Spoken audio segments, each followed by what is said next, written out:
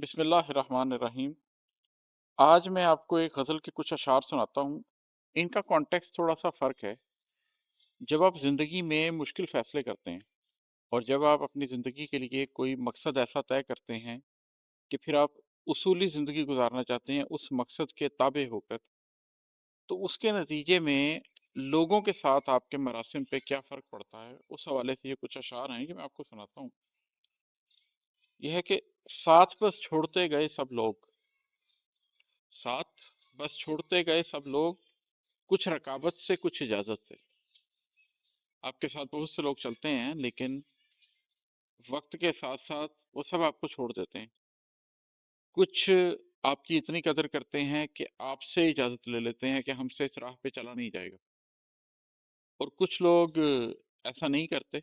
वो किसी और जज्बे, किसी और सोच के साथ आपको छोड़ देते हैं। तो मैं इस तजर्बे से बहुत गुजरा हूँ कि बहुत लोग मेरे साथ चले और ज़्यादा देर चल नहीं सके। ये रास्ता मुश्किल है। आखिरकार आप महसूस करते हैं कि आप इस रास्ते के ऊपर तन्हा हैं। इसी मौजू के ऊपर एक तो और अशार है, वो सुनाता हूँ। लब तो चुप है मगर निगाह में पढ़, लब तो चुप हैं मगर निगाह में पढ़, कौन गुजरा है किस मुसीबत से,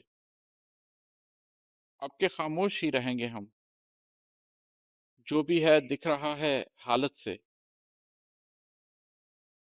अगेन, इन राहों पर जब आप चलते हैं तो आप अकेले तन्हा इस तरह से हो जाते हैं और आप उसके बारे में जिक्र भी नहीं कर सकते, क्योंकि आप अपने गमों का, अपनी तकालीफ का इजहार करने के लिए तो नहीं बैठे होते। आप तो एक मकसद के पीछे चल रहे होते हैं।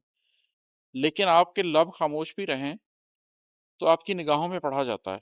आप खामोश भी रहें तो आपकी हालत से पता चलता है कि आप एक लंबे सफ़र से होकर आए हैं।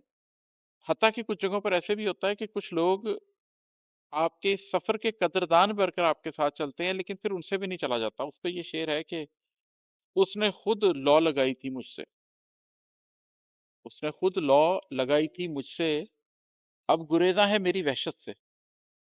कि आपके साथ, आपके सफ़र के साथ कुछ लोगों को अकीदत हो जाती है, वो लौ लगा लेते हैं, लेकिन जब वो देखते हैं कि इस सफ़र में कितनी तकलीफ़ है, तो फिर वो उस वहशत की वजह से आपसे गुरेज़ां होने लग जाते हैं।